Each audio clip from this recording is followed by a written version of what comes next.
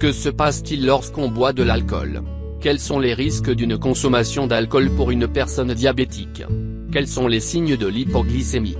Que dois-je faire si je bois de l'alcool? L'alcool demeure omniprésent, dans les rencontres familiales, dans les restaurants, dans les repas entre amoureux ou entre amis, et dans les soupers du temps des fêtes.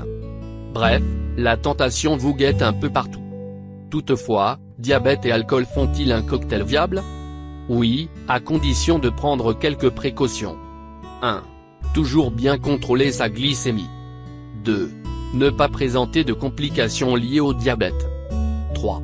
Connaître les risques associés à la consommation d'alcool chez les diabétiques.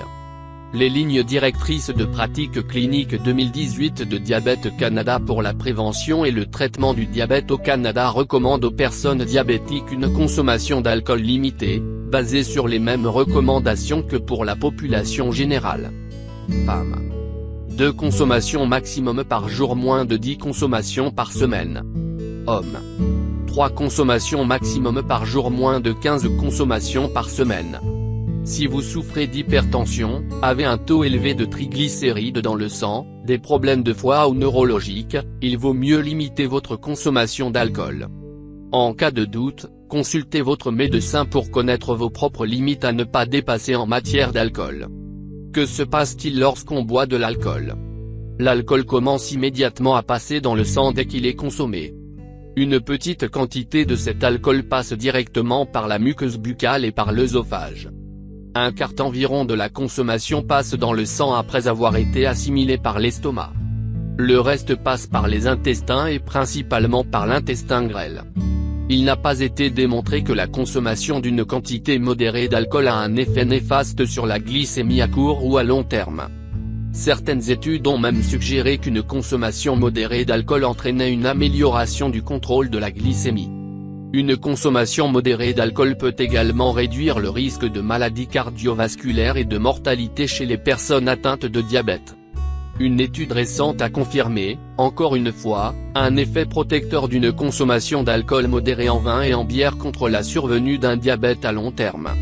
Cet effet protecteur est plus important chez les personnes suivant un régime méditerranéen, consommation de fruits, légumes, céréales, poissons et peu de viande, huile d'olive, etc.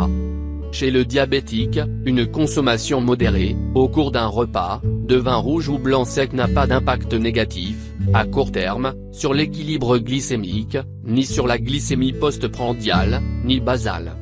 Et mieux encore, on a même observé une diminution modérée de l'hyperglycémie post-prandiale après l'ingestion d'alcool.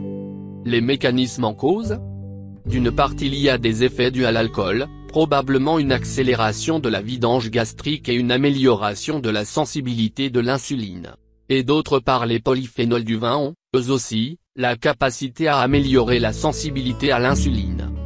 En plus de cet effet sur la glycémie, une consommation modérée d'alcool, et de vin rouge plus particulièrement, a un effet cardioprotecteur, augmentation du bon cholestérol, réduction du stress oxydatif, diminution du fibrinogène, protéines plasmatiques dont les taux augmentent dans les états inflammatoires et jouent un rôle important dans la formation de caillots. Quels sont les risques d'une consommation d'alcool pour une personne diabétique? Des risques d'hypoglycémie. Il est recommandé de ne pas prendre d'alcool à jeun pour éviter le risque hypoglycémie retardée. La consommation d'alcool chez les diabétiques augmente le risque d'hypoglycémie, une condition caractérisée par une baisse anormale du sucre dans le sang. Lorsque vous buvez de l'alcool, votre foie s'active à l'éliminer de votre sang. Pour ce faire, il met de côté toutes ses autres activités, y compris le contrôle de la quantité de sucre qui circule dans le sang, glycémie. Ainsi, le glucose habituellement libéré est emprisonné dans le foie, ce qui peut alors affecter le contrôle de la glycémie. Pour réduire leur glycémie trop élevée, certains diabétiques ont recours à des injections d'insuline ou à la prise d'antidiabétiques oraux, médicaments, dont l'action dure plusieurs heures. Toutefois, lorsqu'une personne diabétique prend de l'alcool, son foie ne peut pas rééquilibrer la glycémie, car il concentre toute son énergie à l'élimination de l'alcool. Pour cette raison, sa glycémie continuera de chuter sous l'effet de l'insuline ou des hypoglycémiants.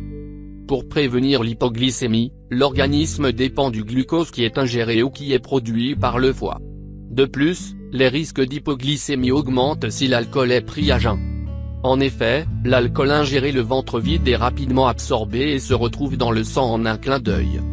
Boire aussi peu que 60 ml 2 onces d'alcool à jeun, la quantité que l'on retrouve habituellement dans un cocktail ordinaire ou dans une bouteille de bière, peut déclencher une hypoglycémie sévère. Privilégiez la consommation d'alcool en mangeant. Si vous prenez de l'alcool en mangeant ou après un repas copieux, il sera absorbé plus lentement et les risques d'hypoglycémie seront diminués. Si l'alcool est ingéré en dehors des heures régulières de repas, prenez des aliments glucidiques avec une source de protéines, par exemple, des craquelins avec un morceau de fromage. Si vous consommez de l'alcool pendant le repas du soir, la quantité de sucre dans votre sang peut diminuer durant la nuit, hypoglycémie nocturne. Par conséquent, ajoutez une collation avant de vous coucher et vérifiez votre glycémie au cours de la nuit. Quels sont les signes de l'hypoglycémie?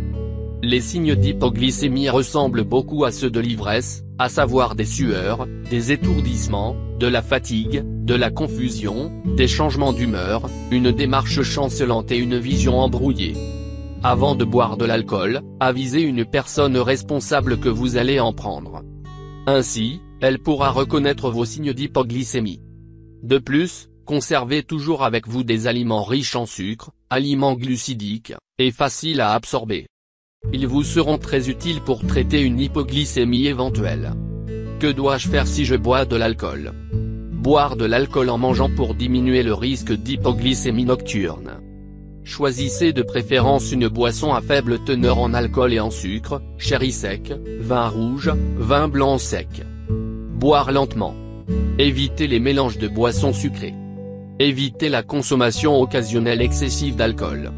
L'alcool dans les boissons alcoolisées génère beaucoup d'énergie. Vous risquez donc de grossir si vous consommez trop fréquemment des boissons alcoolisées. Une personne qui veut maigrir doit boire le moins d'alcool possible. Portez toujours un bracelet d'alerte médicale mentionnant que vous êtes diabétique. Si vous vous injectez de l'insuline, vous devrez peut-être ajuster votre dose.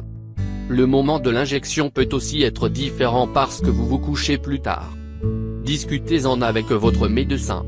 Savoir reconnaître les symptômes d'hypoglycémie, glycémie basse, et avoir une trousse de glucagon dont la date d'utilisation n'est pas expirée ou des sources de sucre à action rapide, comme des comprimés de glucose ou du jus d'orange, à portée de la main. Ne buvez jamais à jeun. Ne buvez de l'alcool qu'au moment des repas.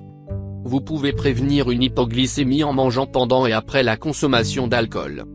Informez les autres que vous êtes diabétique, afin qu'ils puissent vous avertir si vous ne remarquez plus les signaux d'une hypoglycémie et qu'ils puissent réagir. Disposez d'un lecteur de glycémie fiable et facile à lire, comme le lecteur Onetouch Verioflex, pour vérifier votre glycémie après avoir consommé de l'alcool. En fait, il n'y a rien d'interdit, en fonction de l'état de chaque personne aura un régime alimentaire différent. Nous fournissons des informations pour vous donner plus de choix. Vous devriez y réfléchir avant d'agir.